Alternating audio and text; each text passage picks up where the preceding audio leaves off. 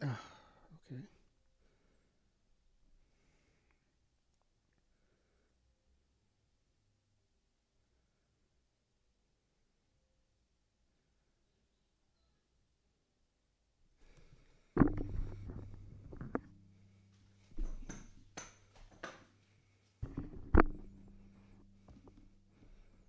Well, we seem to be live. Let's see if we can figure it out.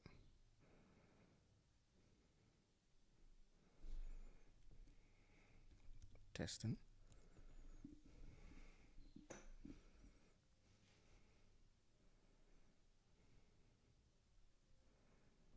Okay.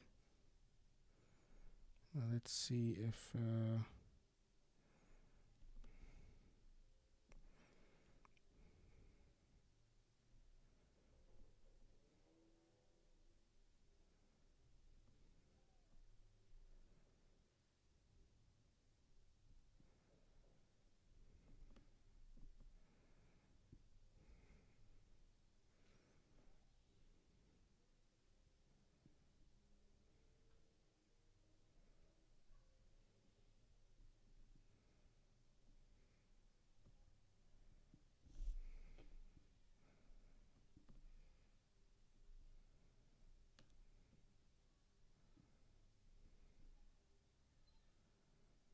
can we make it bigger?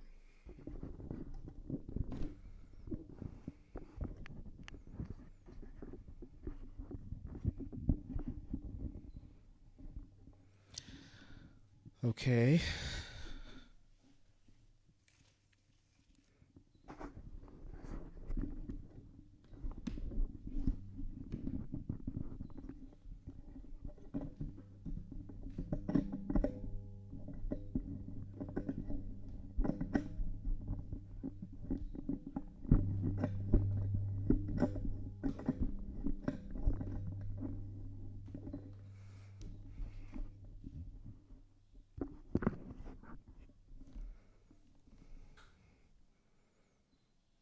Let's see.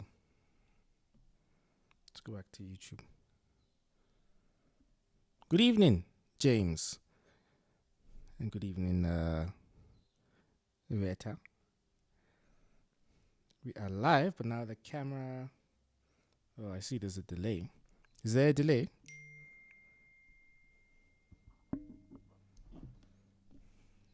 Vibration.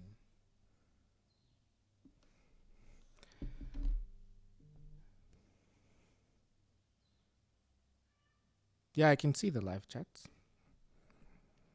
I can see the live chats. This is a first, so we're testing things out here.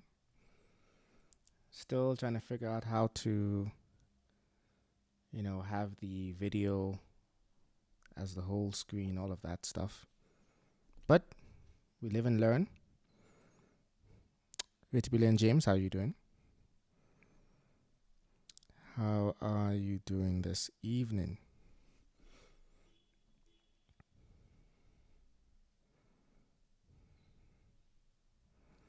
And then apparently I can move the chat as well.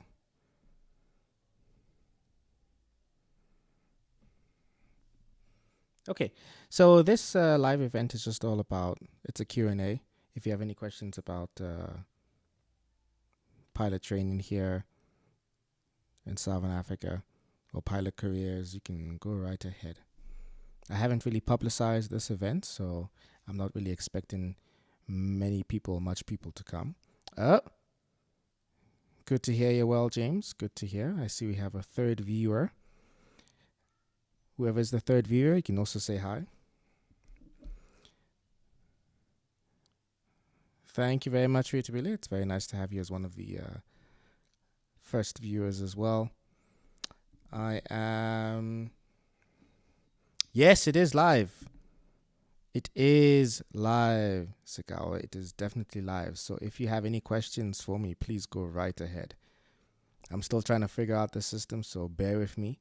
But as time goes on, the next live event, will be much improved.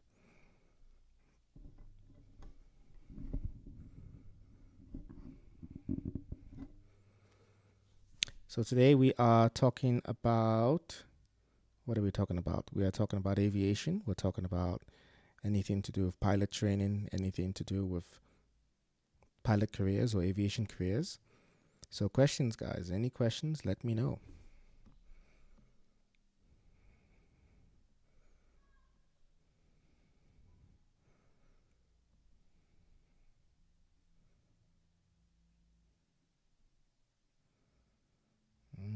Okay.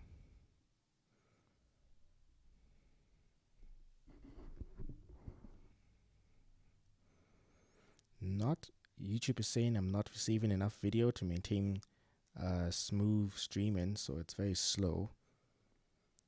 As such, viewers will experience buffering. Lots of love from Botswana. Excellent. Very excited. Thank you very much for joining in from Botswana. It's always so good to have my Botswana people joining in. Very nice. All right. Yeah, guys, I'm gonna figure out the video format for the next event. I've been trying to rack my brain on how to set this up the entire day, testing here and there. I'm still learning the software, so you're gonna have to bear with me with that.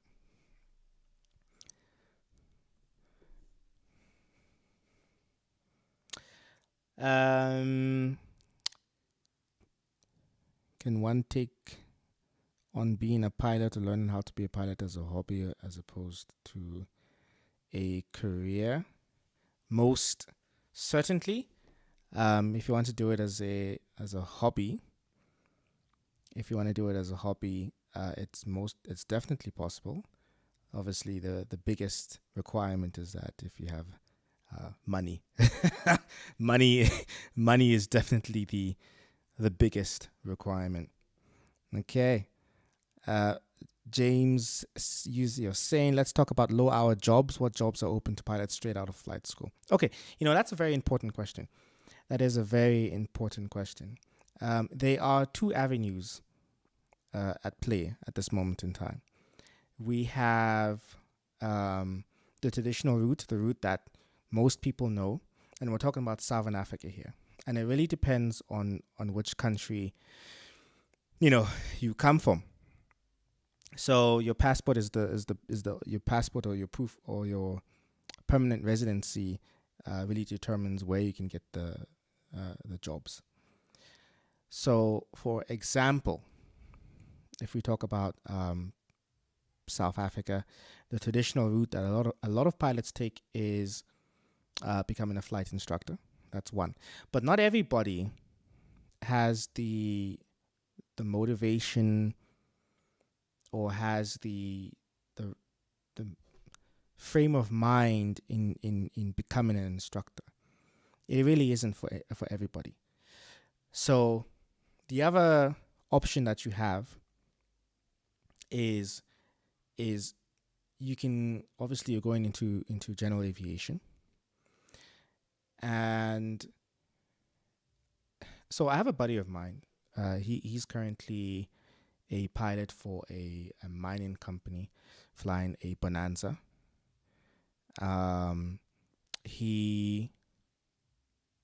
It's an equipment company. I don't know if I'm allowed to say it, but nonetheless, it's a mining equipment company, and he's flying a Bonanza all around Southern Africa.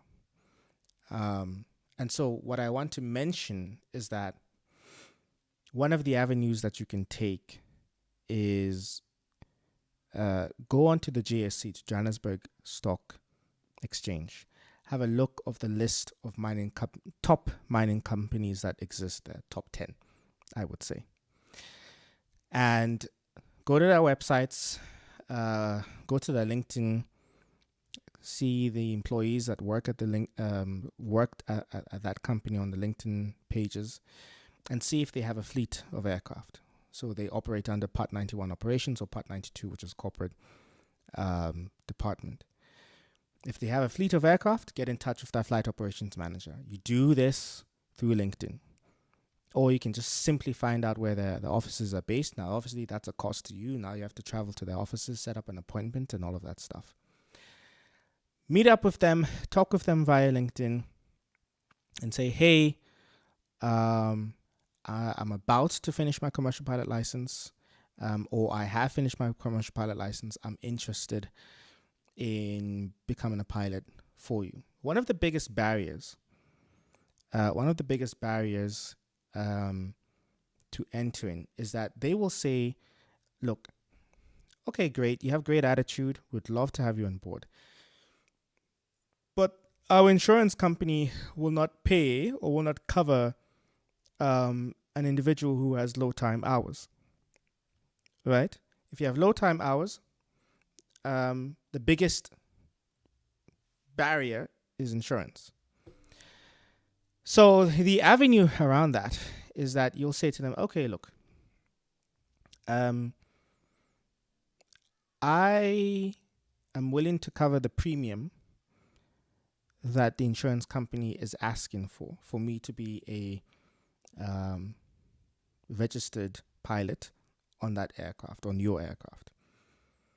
You can take a percentage, or you can take a percentage of my pay per month to cover that premium for whatever period is required. Because the insurance company will say, you need to have a certain amount of hours turbine flying time on that particular aircraft, or just turbine time in total. I think usually it's about 50 hours or so. This information was relayed to me to a friend of mine who was a flight operations manager at one of the big local operators. So if you have about 50 hours of turbine time, then that premium will go away. So however long it would take you to get 50 hours, maybe a month, maybe 2 months, maybe 3 months. But that's a cost, right? That comes at a cost. And that cost is however much the premium may be. There have been figures that thrown around. I've heard figures of 200,000.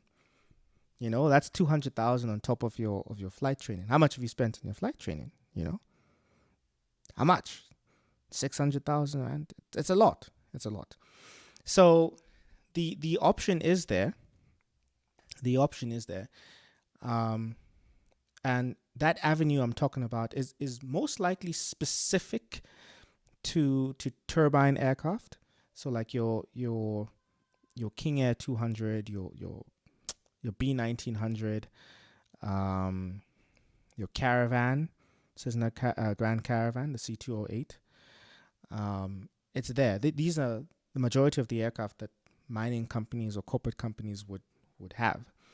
But if you're now going to be flying piston aircraft like a Bonanza or Baron, that you don't need to have that turbine time, right? You can literally just apply, get yourself a type rating for them, and then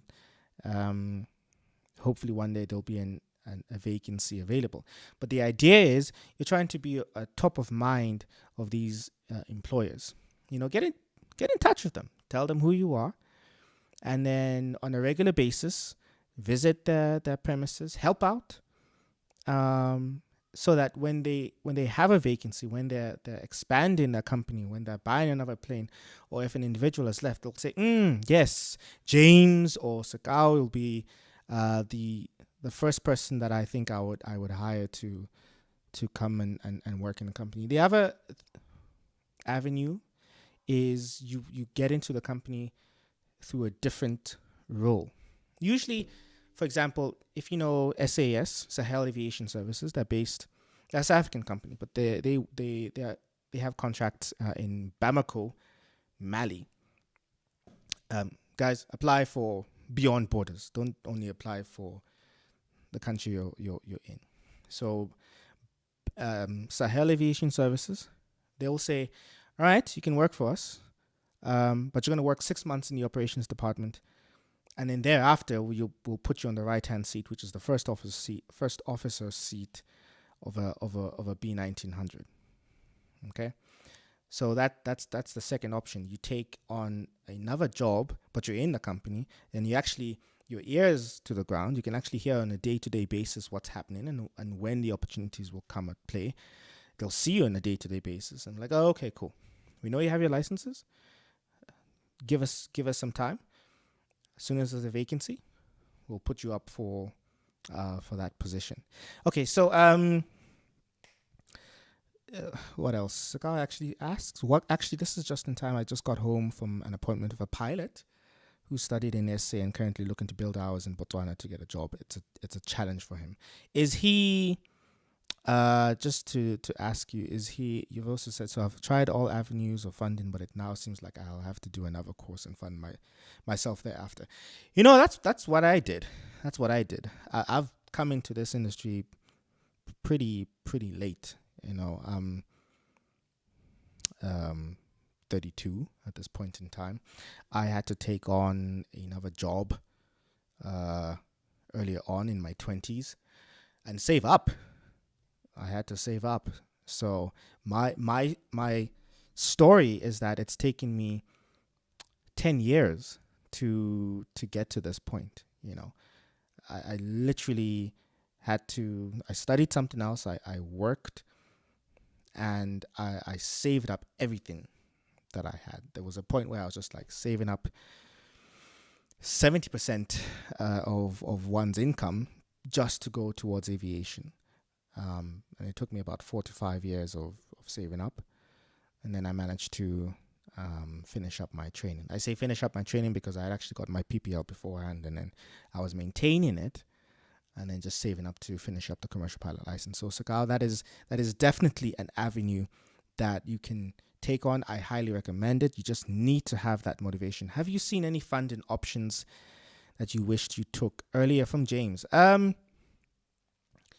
So again, it really comes down to what nationality that you have. Usually these funding programs are very focused upon if you have citizenship. So interestingly enough, guys, I was invited to a show yesterday by pilot Sipho. He is, I would say he's a famous pilot in South Africa. So he was supposed to be on a show called The Daily Teta. I'm not sure if I'm pronouncing it correctly. Retabili, you can tell me if I am. So the Daily Teta. So, and they wanted to talk about opportunities in aviation. And so one of the other guests that was there, Zandile, she does a lot of ambassadorship roles for the South African Civil Aviation Authority. And she was saying that you've got, if you're a South African citizen, you've got TETA, TETA, and you've also got the SACAA, the bursary program, I believe has just opened up again. And then there's another one which I'm struggling to remember from top of mind, but it does exist. The 3 avenues do exist. By the way, there was a ATNS, Air Traffic Navigation Services. Did I pronounce it correctly? Okay, thank you. There was an ATNS air traffic controller which was on the show as well, and he said originally he wanted to become a pilot, but he didn't have the money for it. Actually, not only did he not have the money for it, his parents did not support him in taking that avenue. To be quite frank, working in the aviation industry or being a pilot is not something that Black families, African families know about and are very anxious about going into such professions. They'll say to you, what is this job? What are you pilot? No, come on now. Yeah, doctor, I know. Yeah, accountant, I know. All these other jobs, yeah, they know, right? So he was saying he struggled to convince his parents to fund his pilot training. Now, ATNS, Air Traffic National Service, have a bursary that's open, and I believe it's opening around the time of March. Please look up on their website. It is opening around the time of March, and you get into the industry, you get a job, you're able to save up, and you are actually able to move on to your pilot training. He was telling me that he had a buddy of his who did that very thing. Again, it took him quite a while, 5 years, whatever it may be. Saved up, went to the training. Luckily at the time, South African Airways was still, working properly. So he had gotten a job with SA, and now he's working. He's a first officer with Qatar Airways. The big dream. Took him time. These things take time. You must remember that. So when you talk of funding, don't only look at funding for pilot training specifically. Look at funding for other jobs or even jobs within the industry itself. That way, when you're working, you can save to fund yourself. But if you're able to get a bursary in becoming an air traffic controller, then that's that you're in the industry. You understand it. I have to also add that becoming an air traffic controller is in high demand right now in South Africa. If you go to the critical skills list, if you're not South African, if you go to the critical skills list, one of the main things is an air traffic controller manager or trainer, and just air traffic controller. The reason being that it's in such high demand is because a lot of air traffic controllers have actually left for the Middle East and have also left for, I believe it's East Asia, Japan, Korea, also Singapore. I don't know if you can count Singapore as East Asia or Central Asia, but they've left, and ATNS has come to a point where they're short-handed in staff. So this is why the bursary for ATNS is opening up, because they need controllers. They need them. So think of that as an avenue. Okay. James asks, have you seen any? Okay, that's yes. Okay, I think I've answered that question. So it's TETA, TETA. The SACA also has a bursary. Look out for them. And then there's ATNS as well.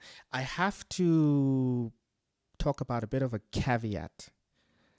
There is a bit of a caveat when we talk of these funding opportunities. So a lot of them, they fund you up until a commercial pilot license. And then that's it, right? And if you look at the history of these applications,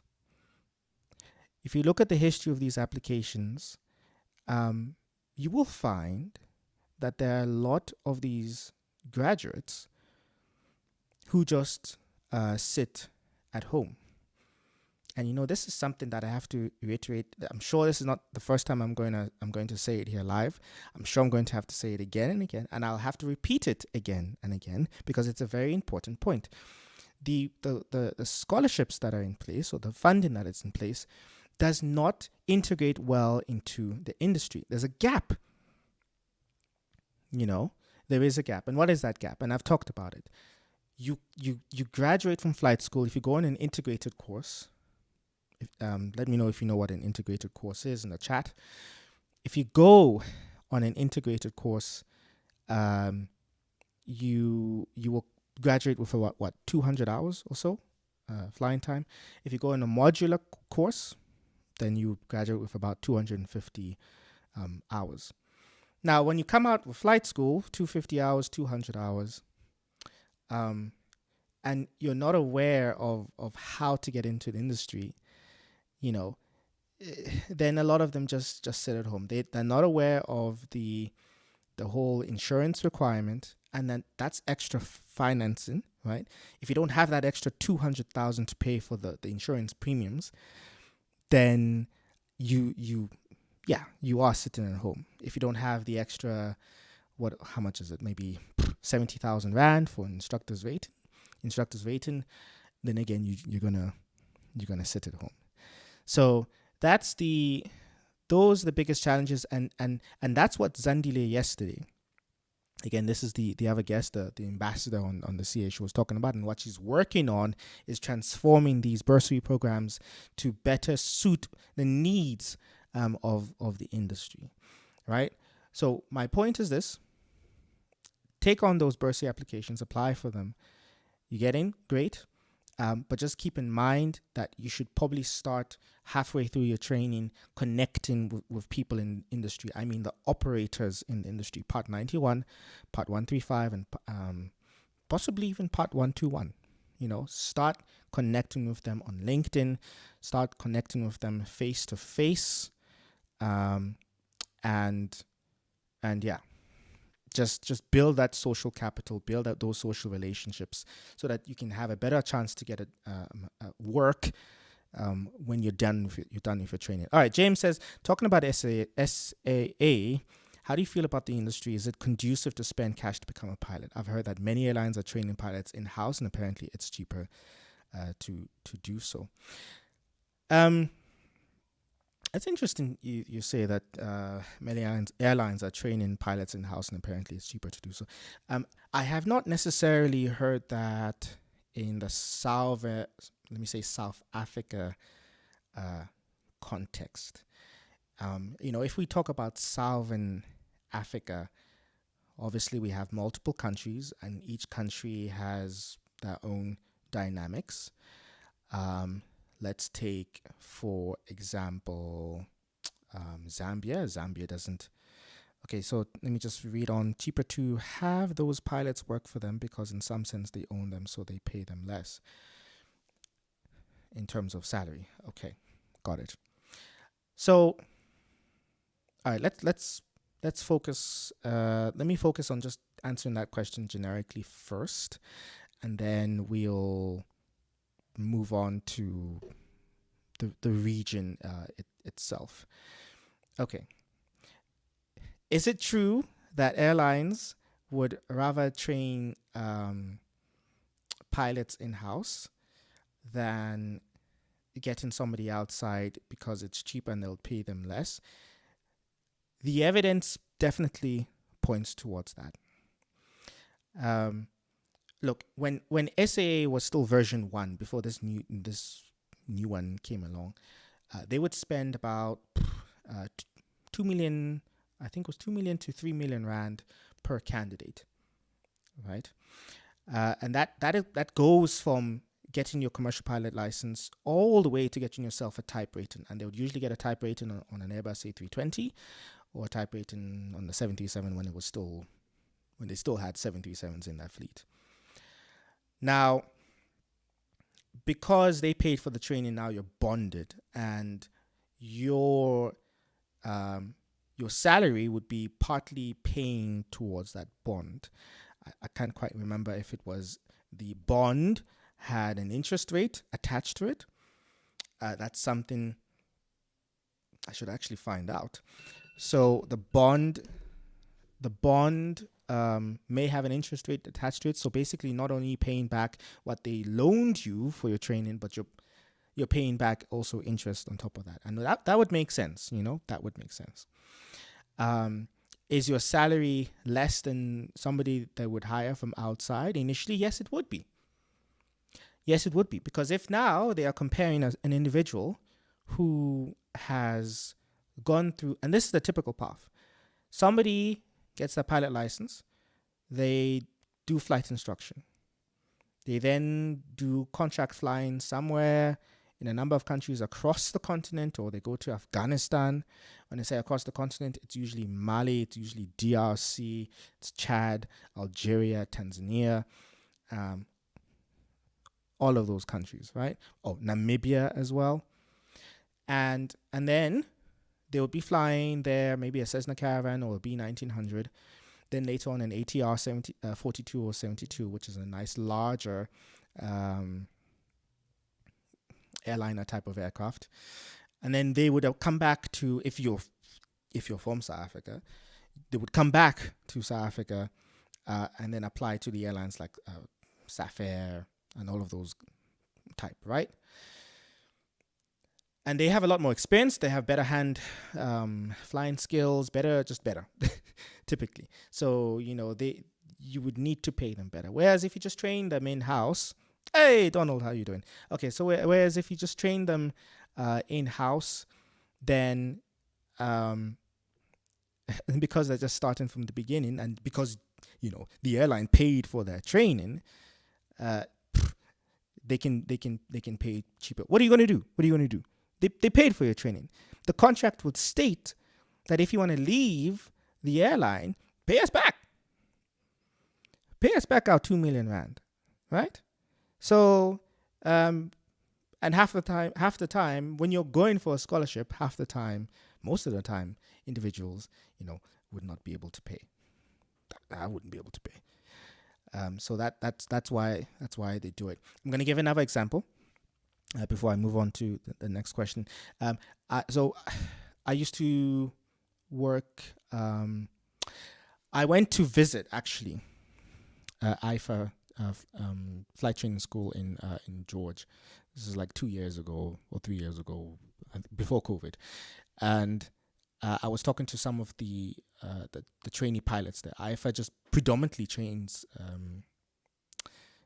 Chinese students. Now I used to live in China for a very long time, so I was connecting with them, and they said to me, "Well, the airlines, and by the way, the airline industry in China booming pre-COVID. What the airlines would do, they would go on a degree program, and then simultaneously they'll get that flight training done. IFA would train them, getting a CPL multi-engine instrument rating, in a typical piston engine aircraft. The Piper, I just forgot it now. What it was, Comanche? No, that's not it. What it? Anyways, so and then they would also give them advanced training on the King C90, I believe, which is a turbine aircraft. Then they would go back to China, and the airlines would sign them up for a total of 25 years. 25 years, guys. You cannot leave. You cannot leave for the 25 years unless you want to pay the penalty. You pay for the training that they paid for you, and there's a penalty as well. What would tend to happen is if another airline would want you, then they would take on that bond and also pay the penalty. But that's, down the line. But lucky them, they get a job for 25 years. Isn't that nice? But that's it. And it depends the size of the airline, because you get into the airline and you go straight into a 737 or A320, and then that's predominantly what they do. If the airline doesn't have any other type of aircraft like long haul, because 737 and A320 or CRJ, you're either doing regional, you're doing domestic regional. You're not going anywhere beyond that. So yeah, let me move on to the next question. Hey, Diakhati, how are you doing? Donald, how is the instruction path? Are there enough opportunities to warrant paying the extra 70 grand? Okay. So, guys, I always go back to what's your nationality? What passport do you hold? What citizenships do you hold? Because each country has a different dynamic of opportunities. But if we talk about the instructional path, let's look at the end goal to understand the value of taking instruction. Let's say you now work for, because the end goal could be what a lot of people perceive is the airline and a big airline, flying your 737, your 787, all of that stuff. The end goal could be doing bush flying, wilderness air in Botswana and Namibia. That could be your end goal, okay? Or Suzy Air in Indonesia, right? So now you're there at your end goal. You're a pilot for Kenya Airways, okay? How do you move up when you're a line pilot? I can think of two avenues, right? The first one is you move up in management, but what form of management? You can move up in training management, right? Or you can move up in the actual operations management. Okay. Now, as an operational manager, fleet captain or whatever it may be, you're most likely to be doing less flying time. But if you're a training captain, you're going to be doing a lot of flying. You're going to be doing a lot of sim sessions, but you're also going to be doing a lot of on-the-line training. So you're still going to be flying. And I can promise you this, training captains get a lot more pay than your line captains. They really do. So towards the end, you will see, oh my word, thank goodness I did my instructor's rating early on. I got a taste of what it's like to instruct, because instruction is transferable to no matter what type of aircraft you're flying. Sure, the complexity of the aircraft gets more and more so the more along the career you go on, and has the different set of knowledge is required, but the approach to teaching stays the same. It does not change. Okay, the methodologies in teaching stay the same. So if you can get that taste, that foundation, that flavor of becoming an instructor at the beginning, it will help you down the line, along the way, not only in terms of hierarchy in the company, but also in terms of pay. So there is value to it, but you have to ask yourself, are you interested in instruction? That is the biggest question. If it's not for you, it's not for you, and that is fine, and you can continue onwards in the other avenues. Any other questions, guys? Any other questions? I'm not even seeing who else is here. Okay, let's see. There was one more person. I don't even know how to send links. I don't even know how to send links. Somebody was asking for the link. Let me, gosh. Diakhati, do you have any questions? Do you have any questions? Anyone else have any questions? James, does the flight school choice matter? If I go to 43 Air School, does that give me better opportunity? Does it give you a better opportunity? Well, okay, I just need to do this. Apologies, guys. Okay, there we go. So, okay. I'm just trying to think this through before I answer. Okay.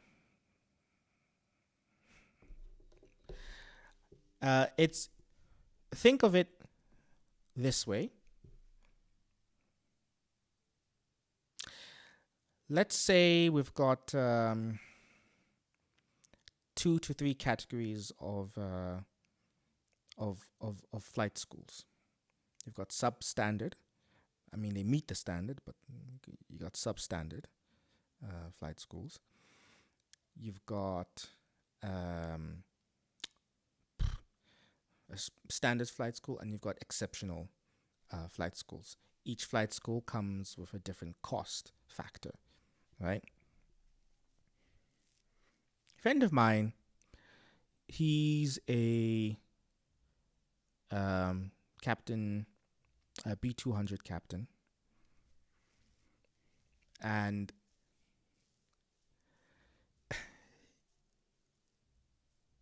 he was once a flight operations manager for a company in Botswana, and he was part of the hiring committee.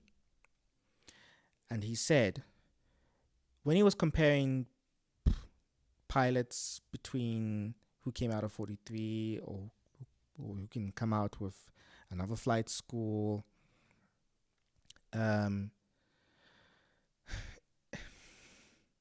he found, and this is nothing against 43 at all. Nothing against 43 at all. Their training standards are exceptional. Okay, their training standards are exceptional. However, they may attract or do attract a certain individual. And that certain individual may be an overconfident person. Think of it this way. where Harvard University, Oxford University, actually, let's use that as an example, and then some other university somewhere, okay? Who are the people that go to Oxford University? Okay, some people have the luck of getting a scholarship. They've worked really hard, and they are very deserving of getting into that institution. However, on the other side of the spectrum, you've got people who are highly networked, and they got in because, oh yes, daddy is minister of something. Daddy is, and that's fine. That's how the world works. The world isn't fair. It's as simple as that. Daddy's the CEO of something, or mother is CEO of something. Okay, so you're going in there, or the individual is going in there already with the mentality of they are something, and then they graduate now thinking they're even more something, and then now they're presented in the interview, and the hiring committee is like, hey, this guy's attitude, my gosh, it's too much. You really have to have a humbling attitude. You may be amazing as an individual. Great. We love that. We really love that. But we need you to work with us, not to think you're better than us. You see what I'm saying? So, the image of certain schools may actually be a negative image, as in, even though it's amazing, it may actually be a negative in a certain interview, and it depends on what operator you're applying for. 43 is great for airline cadet programs. Vietnamese airlines, they send their cadets there. A number of Indian airlines as well send their cadets there. But these are individuals who are already being funded by the airline, and they already have a job lined up when they're done. Okay, so to be quite honest, as long as the flight school meets the standard, they are efficient. Okay, meets the standard and they are efficient, it doesn't matter. It really doesn't matter. Okay. Oh, perfect. Thank you for the link so I can share it. I needed it. Thank you. I'm going to share it now. Let's see. Who am I sharing it to? Okay, good. Guys, we're just going to do an hour here. I thought we were only going to do 20 minutes or so, and the time has just flown by, and it's already 45 minutes in. So we're going to do an hour. And actually, I should say this now. I am planning to do these live streams once a month at the end of the month. So at the end of the month. Monthly at the end of the month. If you guys want this more, let me know. I could do it for every 2 weeks. I can do a live stream every 2 weeks. So just let me know. And then I can sort out how to technically fix this video and and stuff. Okay, cool. Yeah, so we're gonna go for another 15 minutes. Any other questions? Anything that I've touched on? Anything that you've thought about? Please ask away. I'm just looking at the chat right now. Okay. All right. Guys, I didn't know how difficult or how technical it is to go live. My word. Do it. What am I doing? Okay, James has another question. Let's say I graduate from a trick and my marks are subpar, but I go to flight school and I get hundreds. Will my employer still want to see my matric certificate? No, not necessarily. Actually, don't. To be quite honest, they really wouldn't care. As long as you are a competent pilot. This is why This is why if you phone up my flight school, if you phone up any flight school, this is why they'll say to you, there are no requirements for entering into flight school. There are none, because there aren't any. You see, the thing is, your typical education systems, your higher education universities, your all of those others, fit in the Ministry of Education system. But flight training is regulated by another body, which is obviously the South African Civil Aviation Authority. They don't necessarily talk to each other. They really don't talk to each other much. So when you go to flight training, the SACA will be like, which obviously regulates the aviation training organizations, the ATOs, Part 141. We have our own requirements, and that is, if you pass the flight training, therefore we will give you a pilot certificate. If you don't, so be it, right? So no, employers will not necessarily, not really, to be quite honest, look at your matric results. Okay. Willa says, go live often. Even problems, you will ace it. Your teaching and instruction skills are at good play. Thank you very much. Much appreciated. Yes. Any other questions? We've got 12. Well, on my clock, we've got 12 minutes left. I can see live says it's 13 minutes. Any other questions? I should really publicize. Okay, I'm definitely going to do a better job in in publicizing this live stream. But I think maybe we'll try every 2 weeks. We'll see. Maybe we'll try every 2 weeks, because this is fun. I like this. If you guys like this, I like this. Hey, this is really nice. I really enjoy this, and I love communicating with you guys through this platform. So I'm gonna try for every 2 weeks. I don't know if there's yeah, 2 weeks. Every 2 weeks we can do this. We can actually do this. Any other questions? James is like, you should do more live streams. Okay, James, I'm going to do more live streams. I am definitely going to do more live streams. Okay. So, you have disappeared. Do you have any questions? Do you have any? And dear Khatib, any questions? Let us know. I want to see if there's anything else I can touch on. Okay, going back to Scout, I've tried all avenues of fun, but now it seems like, yeah, definitely you have to get it. You're gonna have to like work another avenue, another job, save, and then come back into it.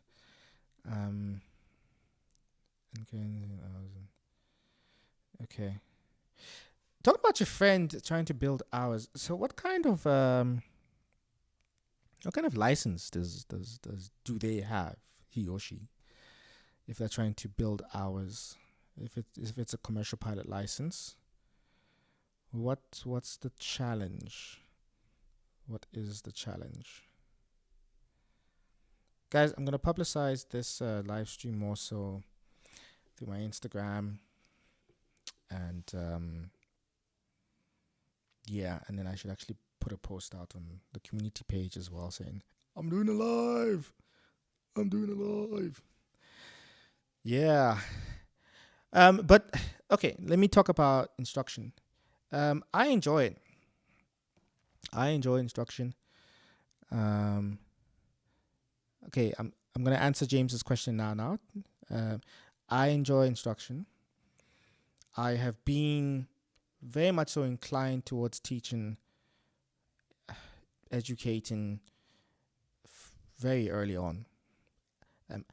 I literally worked at a university or taught at a university for 4 years in China. So trust me, I am very much so an individual who's inclined towards teaching. So I enjoy it. I do enjoy it. And I enjoy the challenge of trying to grow an individual, see an individual grow into the new habits that they form, the new skills that they learn.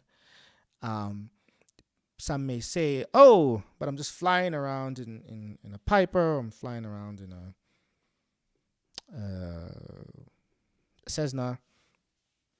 Yeah, it's a platform of teaching.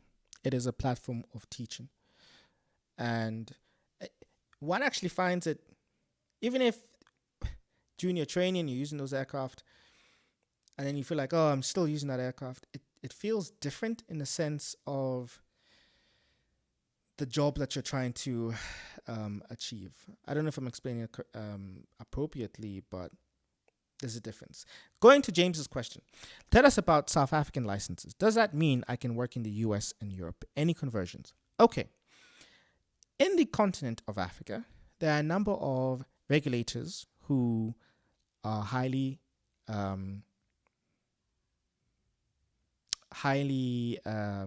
recognized, right? The SACA is one of them. The Ethiopian regulator is one of them. And believe it or not, I believe it or not, and Donald, you can correct me if I'm wrong, the Kenyan Civil Aviation Authority is also one of them, right? Rwanda, I'm sure Rwanda is also slowly starting to come up now. Amazing country. Nigeria, I'm not sure, but the aviation industry, huge, right? Humongous. So, talking about the South African licenses or the SACA licenses, highly regarded, ACAIO licenses. Any license, which is any state which is part of the ACAIO, International Civil Aviation Organization, you would it is titled as an ACAIO license. It is called an ACAIO license.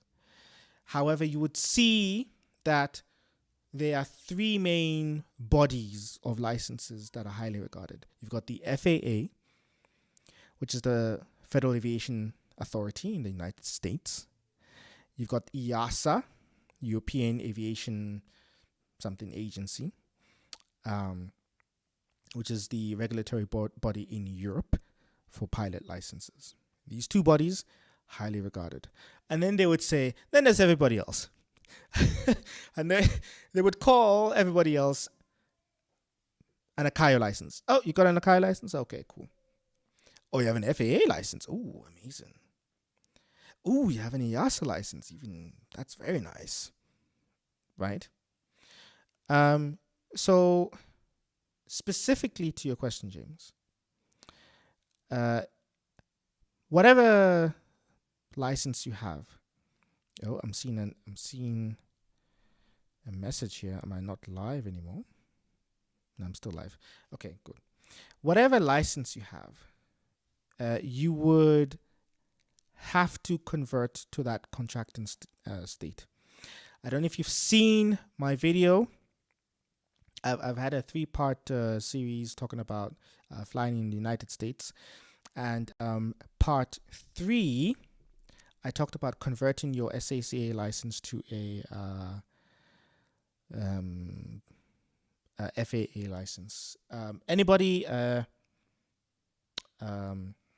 Donald, if you are able to find that video and pop it in the chat, that would be great. If not, just towards the end of the chat, I'll look for it and then I'll also pop it in. But if anybody can find it for me, that video link that I did, which I think was a week ago or 2 weeks ago, you can just pop it in, and yeah, so that they want you to focus more so on navigation. Whereas in the US, they want to focus more so on your flying skills, your hand flying skills. So the maneuvers that they test you on are on they're called like chandelles. Oh, my battery's running low. I didn't even plug it in. Smart. Chandelles, lazy eights. these are maneuvers that require a lot more precision than what EASA is asking for. So when you convert your commercial pilot license, your South African commercial pilot license to the US one, you get in as PPL because they want you to do the training to get your CPL. Okay. Last question. Vitibila asked, this may be off topic. Which weather apps are accurate to check the weather for, say, the whole week while booking a flight? Okay. Not off topic. Still about aviation, right? We check the weather. I use... Ooh, what's going on? Oh, something's going on. Hey, guys. It might be cutting off here.